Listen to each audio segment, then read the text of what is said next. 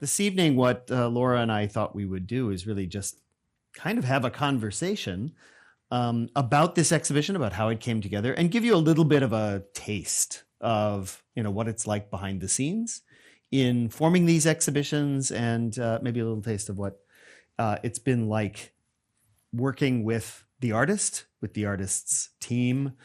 The artist runs a very large company. Unlike, you might imagine an artist. You've been to visit the company. Maybe you could tell them a little bit about what it was like when you first started to get interested in Takashi Murakami and what you found when you went to see where he works.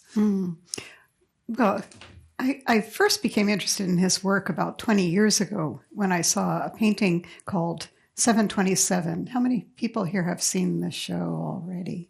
So a few of you have. Okay, so in the show, there's one painting, and it shows a kind of a fanged monster gliding across the canvas on a cloud. You might remember that one.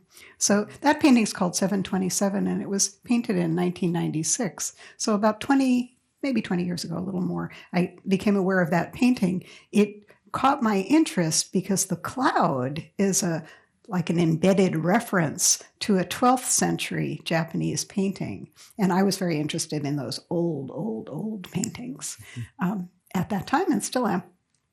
And, I thought, wow, that's so clever. That's so interesting that he's mixing the brand new kind of anime or manga style characters, these silly characters, with something that's, from the far distant past. And I thought, oh, he has a really good sense of humor. Mm-hmm. And I didn't know anything about his business operation. That only really became apparent a few years later. And he's best known maybe for the Louis Vuitton bags. He's done lots of collaborations with different companies where he brings his design sensibility and signature motifs into those collaborations. So most recently, he's been working with Hublot, a Swiss watch company, and the signature Murakami flower is being used as the motif for the watch.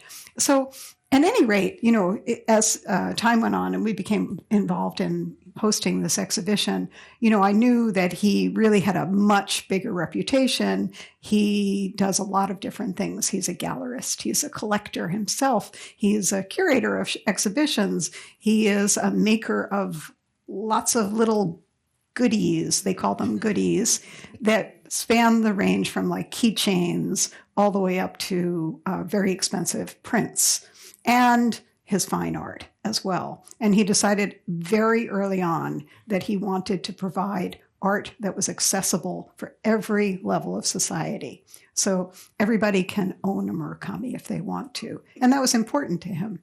So his studio is outside of Tokyo. It's about 45 minutes outside of Tokyo. And it's a giant kind of like warehouse style building. It doesn't look like an artist's garret at all. It's brand new and modern. And it's divided into a lot of different spaces for all of these different activities that he does. There is an area where there are sewing machines and they're busy making canvas bags for sale. There's an area where they do printing. There are desks, rows and rows of desks where people fulfill orders and they do the business management of his studio life. And they design products in many of these places. So you see little maquettes of different figures and keychains and everything that comes out of his studio, has its start there in Tokyo. He used to have a second studio in New York, which I also visited around 2012. He's very diverse. He's very involved in all sorts of different things. Yeah, kind of a Renaissance man. A very special kind of Renaissance man, I think. Yeah. So, you start out with this idea that, there's this subtle reference to a 12th century hand scroll, which is really fabulous. After you got to meet him, after you saw his factory and, met the hundreds of people who work with him producing his art, did it change your view at all of who this guy is? It's very loud. Can you turn down my mic just a little bit? I'm usually soft-spoken, so to hear myself like boom, it's tough. When I first, it's a little hard to penetrate because he's a very, he has this public persona. So the first time I met him was at a party. We went to see a few exhibitions, before we really got started with the planning for this exhibition. So I went with Rob to Vancouver, and then I went to Fort Worth. I went to see a gallery show in Shanghai and a gallery show in New York. LA, sort of went to many different places. And when he appears at those events, he's not himself, right? He's in costume. He's like one of his own characters. He appears in like a, I don't know, how would you describe it? He's created his own cast of characters. He brought 7 hats with him to the museum so that he could have changes of costume. And the hats are like a flower hat or an octopus hat or, I don't remember the other ones, one with long pigtails. So it's hard to penetrate that. It took a really long time to get to know him. And I think he keeps that distance with a lot of people. The studio, the kind of the business side of his activity seemed to be really overwhelming. And that's all I saw at the beginning. It took a long time to kind of penetrate that, to see his artistic practice, his more private side of his artistic practice. Yeah. It's really interesting to me too, because I was stunned. He sent 26 people to San Francisco to install the show here, which most artists don't bring quite so many, but he brought a lot of people. And the day he arrived, and he came into the exhibition space, that big space you see on the screen, and all of a sudden, all of his staff were on their tiptoes, running to do things. I mean, they were scurrying around. It was like, oh, the CEO is here. And clearly they are devoted to him in a way that, maybe in the long run is not so healthy. But it was impressive to see, the kind of dedication and way that he runs this. But you're right. It's really hard to find the real him underneath those roles he plays. Yeah. So for the first few times I met him, it was either in character as CEO. Yeah. CEO of his company. Yeah. So anyway, the first few years, the first time you met him was probably 2017, 18? It was 2018. 2018. It took a while, but eventually you got to this theme of monsters, and as you wander through the show, they're happy, creepy monsters. And there are literally creepy monsters. And then there are the kind of psychologically distressing, maybe and disturbing monsters. But how did you, as curator, get him onto this theme? How did it evolve as a conversation? Well, he ignored me for a long time, actually. Someone on his staff pretty early on said to me that he said, Murakami's work is like sashimi. You can slice it in many different ways. And I was like, what?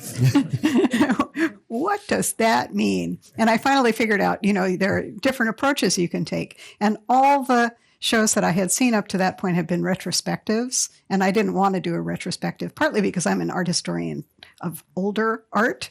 So I kind of like the thematic approach.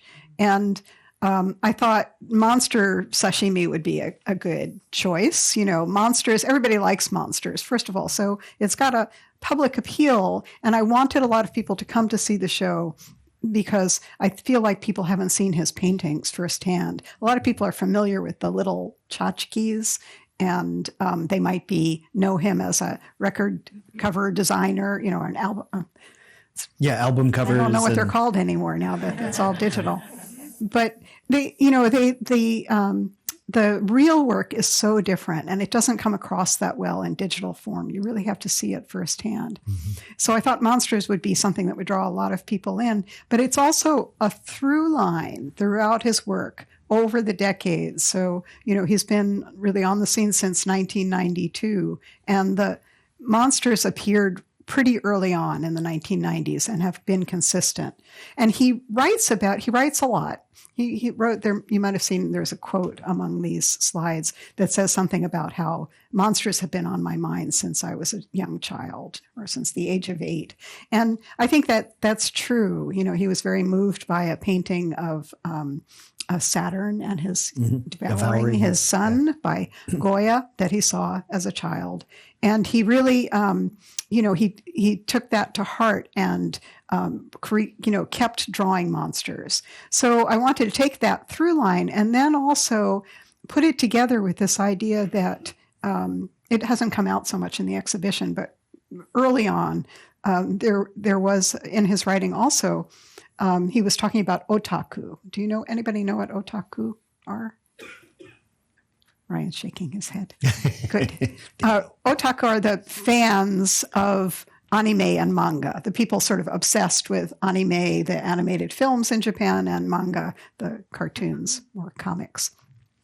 He loves that world in Japan, but he felt at the beginning of his career that people in the West didn't appreciate it. They thought it was garbage. They thought the people who were into it were garbage, and people in the Western world were seeing them as monsters, the people who liked that stuff as monsters. And he wrote, there's a whole little discourse about, how he saw those, that kind of conflict. He wanted to bring anime and manga to the West. And he was successful. He made it, now it's part of the canon of contemporary art. That has happened partly because of Murakami's influence. And now we all know about anime and manga. People, it's commonplace, at least to have seen maybe a Miyazaki movie or, and certainly younger generations of people are very thrilled with anime and manga. That was a really long discursion into it's really true. Monster idea. So anyway, monsters just became a great theme, and his monsters are scary and cute, and they're just so weird and fun. We thought it would be a hit. Yeah, that's the real reason. It is a hit. So, just seeing how many people come through the exhibition, I mean, you get the sense people come for his monsters, and they're not scary unless you think about them for a while, and then they're scary.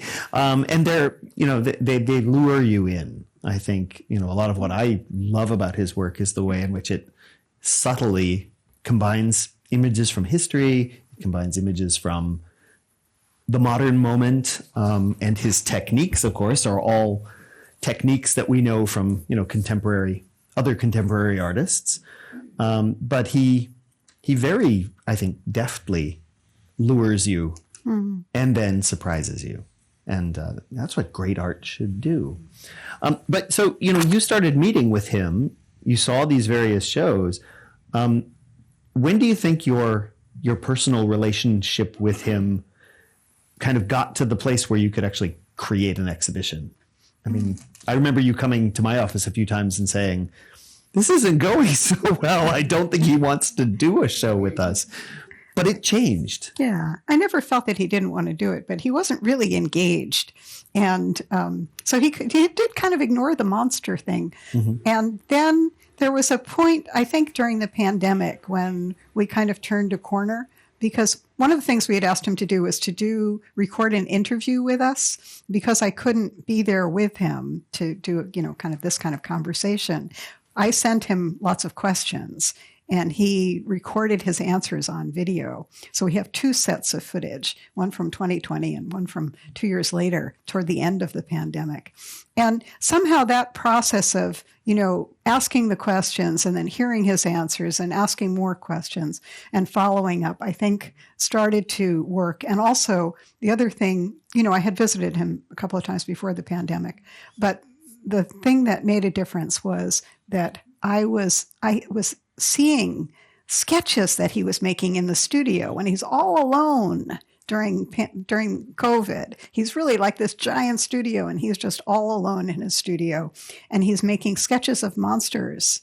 So whether that was because he just loves monsters or because he was thinking about the show, I don't know.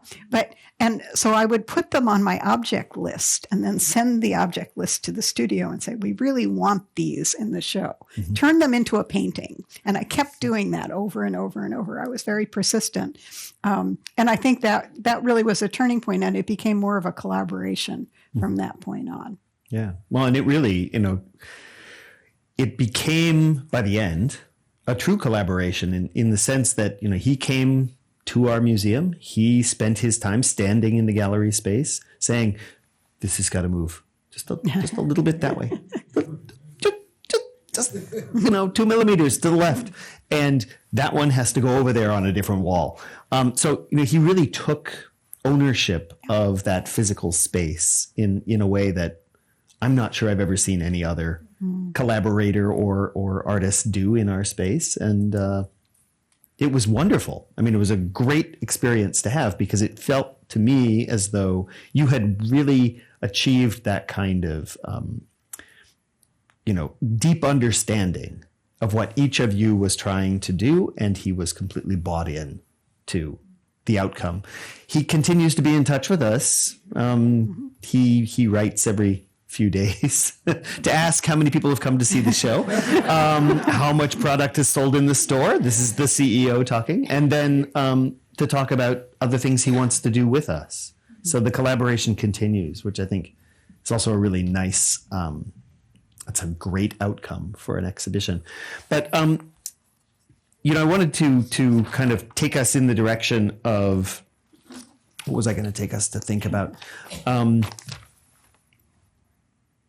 That process of getting all of these images together. You mentioned seeing his little monster sketches during those interactions, sort of during COVID and immediately afterward. Most of the artwork that's in this show was created during the pandemic. Is that okay? Maybe 2/3 of it. Is that about right? Yeah. Well, half or 2/3, between half and 2/3. There,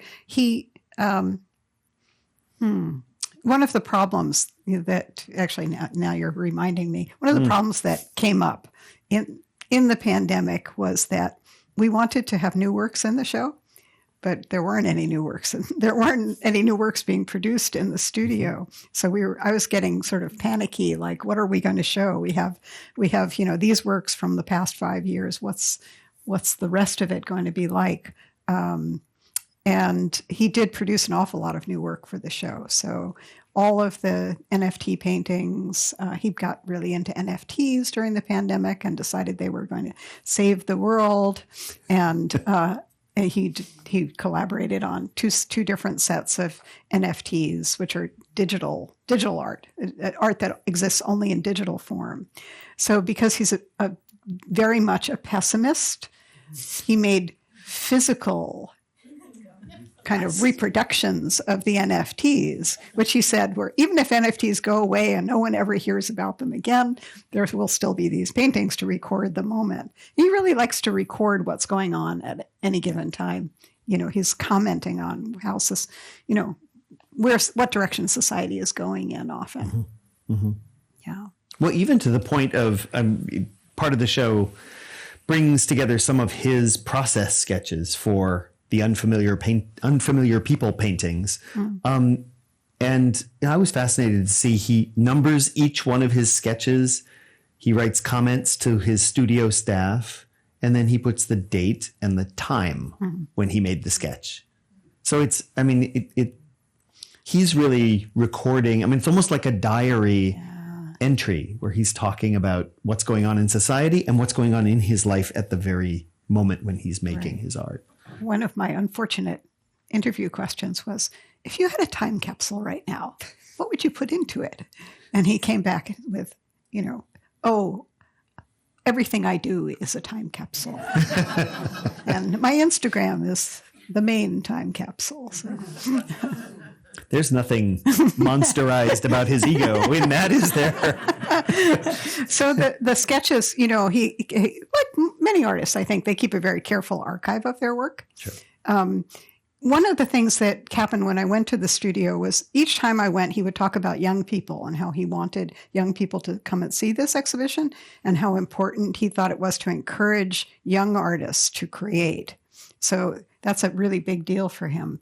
So I thought that one of the ways to do that in the exhibition was to put out the sketches so that people can see how he's, his actual drawings, because the paintings are made by his studio members. They're produced by his studio members with his supervision. So we have a lot of sketches, and they're very, very interesting. You can see his ideas evolve over time. And, if you look at the dates, especially the dates that are really close to the exhibition opening, you can appreciate how hard he was working as he got closer and closer to the deadline. Yeah. Yes. And there was some anxiety toward the end. Will the painting come? Or will there be a big blank empty wall? But he delivered. He was very, very serious about getting it done. I included a large group of slides to kind of share with you folks what it looks like in his studio as his team of artists creates his work, and you can kind of get a little bit of a sense. And maybe, Mark, if you could switch to the other set of pictures that we have. There he is. Anyway, he'll go away in a second, and we'll see his studio. There's a very large painting in the exhibition called Judgment Day, which didn't exist in April, but got to our museum by August. And it gestated for 5 years before. Yes. We always say that. People ask, how long did it take to create this work of art? It took a lifetime of learning and thinking. And so it was in process. Can you click these? Oh, no, wait, Mark, you gave me the clicker. And I said, I put the clicker in my pocket, and you might have to remind me that I put it there. That's Judgment Day. So it's that long painting, and it's 82 feet long, 25 separate canvas panels stretched over a wooden frame. And at least watching our art handlers as they struggled to install each of these, they're very heavy, these panels. So it was a process to get it up on the wall. Big. They're big. Yeah. It's about what, 9.5 feet tall. Mm-hmm. Yeah, it's hard to get a sense of the scale. Yeah. So that's a 16-foot wall, and it's taken up a big chunk of that 16-foot high wall. So here's Takashi in his studio with the sketch for this painting up on the wall behind him. So that's the King of Hell there in the middle, who will eventually become part of the painting. Here's the full-scale black outline being produced with one of his workers up on a ladder.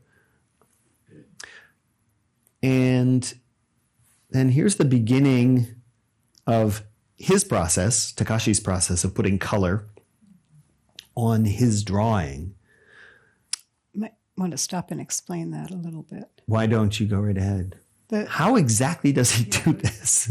Yeah. So the different paintings are made in different ways. This one was assembled out of images that were kind of grabbed from different Japanese woodblock prints, existing ones from the 19th century.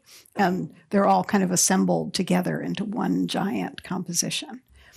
So he took the images and played with them like in Photoshop or some other digital tool to make that composition. And then they can kind of print out, he just did it in outline first, and then they can print out sections of it. And he started assigning the colors to the figures piece by piece, sort of 2 panels at a time. So what you're looking at the bottom is a printout in which they've decided on some of the colors. Probably, it's kind of complicated, but the way they produce the paintings, they print color after color after color in successive waves. Mm-hmm. So this is probably one stage of color. It's pretty, it's missing a lot of the later layers. Yeah. So that's an early stage color process drawing. And then behind there, they have the giant blow up of the same thing. That's what you're seeing on the wall. It's not the painting yet. It's just the giant blow up. He keeps these in the studio so that he can kind of sit there at his desk and look at them and think about them. And then he'll go back to his digital team and they'll make adjustments, adjust the colors, adjust parts of the composition until he's decided everything is right. Yeah. So that's all preparatory, and none of the stuff you see in the picture is actually physically here at the museum. So the painting it's going to come later. So here we skip a whole bunch of steps, and you begin to see his studio workers working on the panels that are hung on the wall at the museum. And you can see one of them has a silk screen in his hand. Many of you have probably tried silkscreen printing at some point, or you've bought a t-shirt. That's where we see silkscreen printing still done. But all of his paintings in this show use this silk screening process to apply color. So it's not brushed on with a paintbrush, but rather the color is applied using a squeegee. Okay, maybe not all of them. It's a combination. Yeah. So they use a brush to apply the paint to the screen and then squeegee it through. Right. Yeah. And so he's got lots of assistants there. I think he has maybe 40 people all total worked on this project, which you need for an 82-foot long painting, especially done round the clock. They had crews working round the clock. And it's acrylic. So it does dry quickly. You might be able to see, some of these pictures show them with the blow dryer. Yeah, trying to get to dry it fast. I think this is a picture of squeegeeing. Yeah, the color. That's a good one because you can see them dabbing the color on. Dab, dab, dab, dab, dab, and then it comes out like a kind of when it's over printed with those little dabs of color, becomes almost like a camouflage pattern.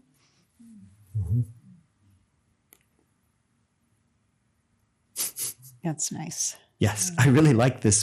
For those who don't understand how silkscreen works, here's the kind of silkscreen with its mask. So the masked off parts where you don't see her through the screen, the color doesn't go through those parts. It only goes through the transparent parts. Yeah, that's great. So, great picture. But what did he say? There are 10,000 separate screens for this painting, which is probably a rough estimate, but he might be exaggerating a little bit. It's a lot of screens. And they keep all the screens for every numbered he makes. And carefully. Yeah. Yeah. You can see them. So that's getting farther and farther along in the process.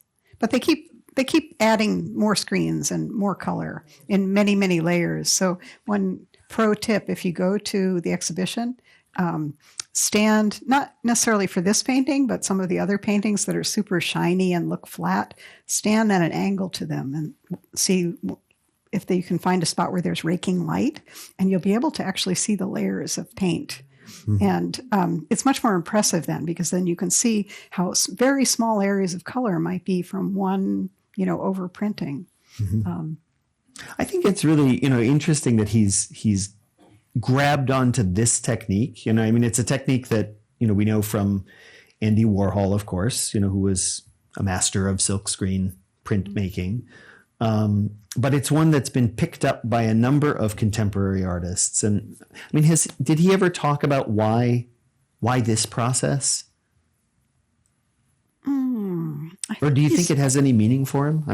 We don't know. I think he started using it really early on because it was kind of like a commercial process. And he was interested in making things that looked like they were commercial goods, cartoon characters and done in a commercial way. And Matt might have been interested in Andy Warhol. I never asked him. Yeah. But I think now, because he wants to make such large and ambitious paintings, it's the only way he could do it. Right. And the interesting thing about it to me, now that I know more about, and, we've talked about this before for sure. Now that I know more about the process and seen the most recent works in the show, is that he keeps evolving it.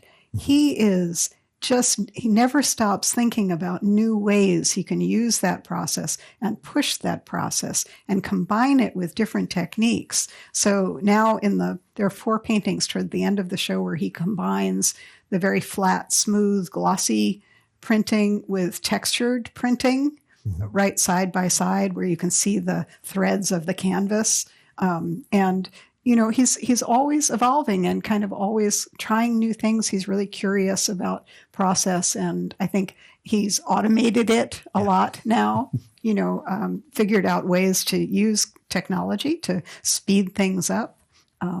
And the squeegee method he didn't use that at the very beginning. There's another technique that you don't see. Oh, is that me making a rum? No, I think it's okay. a cart upstairs. The thing that you don't see in this painting that's interesting is another technique that he uses where he'll layer on colors and then sand down through them so that you kind of see the layers of color. If you go to the exhibition, look at the blue and white fish paintings and you'll see that really clearly. It makes the, very variegated surfaces and textures come out in the paintings. It's really magical. Yeah. I mean, I've been sort of stunned by, people standing in front of those paintings that have been sanded down, just keep saying to me, oh, I didn't realize there was so much color there, because he'll lay on, layers of green and red and blue and then cover it all with white and then sand back into it a little bit so that just hints of those other colors come through, and it creates a rich surface. And it reminds me of, back in art history school, we would hear about European techniques, glazing techniques that were used by Dutch, what do we call Northern Renaissance painters, in which they would underlay their colors with contrasting complementary colors in order to create this kind of luminous quality. And I think he really explores that in his own modern way. So it makes his art worth paying attention to, and makes, like you said earlier, you have to see it in person to see that, because once it gets printed in the book or it gets shown on a screen like this or on Zoom, it disappears, it flattens out. And, the kind of the richness of the painted surface goes away. So, Definitely. But it rewards, spending time sitting with it. And I've been amazed seeing the audiences that have come to the museum, even people my child's age, stand there kind of in awe and, dissecting the painting and, really looking at all of the little characters and little figures, but then also looking at the approach to image making. And I think, okay, Takashi's right. People have to come and see it. And he's inspiring a next generation of creative artists, which is really kind of great. There you go. There's one of the panels that's finally getting close to fully painted. Once he sent these paintings to San Francisco, or like the little NFT paintings, the square digital art paintings, he sent his conservator, who, with a magnifying glass, stared at these, paintings that looked like they were painted yesterday, and then took them off the wall and scurried away with them and spent hours doing minute touch-ups, like just the tiniest little. I didn't know what to think of that process. It felt like, we talked, Laura, you mentioned the otaku culture, that culture of sort of obsessive fascination with a particular subject. And in some ways, seeing Takashi and his staff, they embody that with respect to his art. I mean, they really care down to the tiniest little mark or scratch or fleck of dust. I think the results, the paintings wouldn't be as compelling. They wouldn't be so riveting if they weren't so carefully thought out and so perfectly finished. He wanted everything. They measured, they remeasured. The paintings had to be exactly a certain width from the floor, a height from the floor, everything, the presentation, the production of the paintings, but also how they were hung in the galleries. Everything mattered equally, the lighting. And it really pays off. Right. Yeah. They shine because of that. Yeah. So for the first time with this exhibition, Takashi and his team informed us that before anything would be installed in the exhibition space, we would have to create what he called the dummies. Because you have to have dummies. Dummies are just giant pieces of brown butcher paper cut exactly to the shape of each of his paintings that we hung first, so that he and his staff could stand among these surrogates for his paintings and say,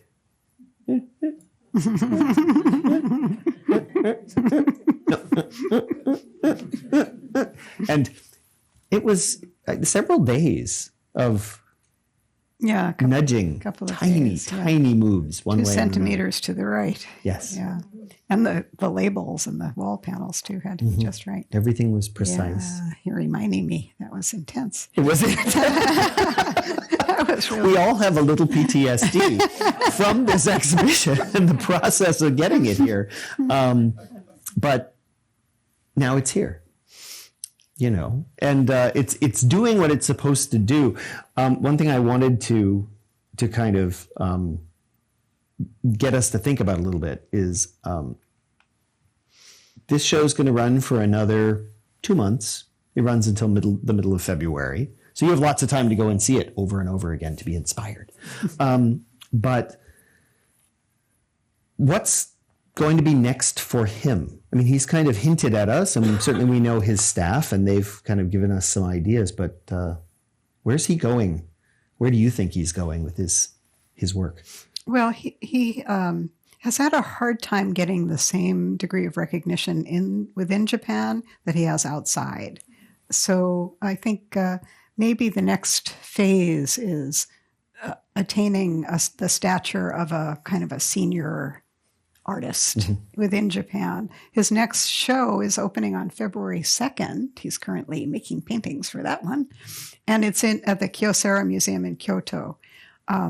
And I think that, that's an important milestone for him. There's the NHK, the Japanese documentary, one of the NHK World documentary series is going to be on his work. They're making a documentary. So I think he wants to establish himself as like Japan's most important living contemporary artist. And, that's surely a goal of his. And beyond that, he doesn't work, interestingly, he only works in reaction to somebody coming to him and saying, we'd like to do a show, or we'd like to do a collaboration, or we'd like you to work on this commission. He doesn't come up with ideas except for his own shows. So he's curated many shows of his own collections. And, he has a ceramics collection. He has a collection of paintings from the 80s and 90s, I think. Yeah. So he's curated exhibitions of those, and those he'll make an effort, with. And he also has a studio of artists who, some of whom came up through his studio as studio assistants, and he promotes their work abroad and, hosts shows of their work. And he also has twice a year? Twice a year, biennial. Biennial exhibitions of... Biannual. Biannual? Twice a year. We'll just say twice a year. Yeah, semi-annual. That's it. Green. Yeah. What's that word? Call for help. Biannual. Biannual shows the work of young Japanese artists, just to encourage them. He hosts these exhibitions. So he's a very busy guy. Dr. Mintz and Dr. Allen, thank you so much for a very wonderful evening.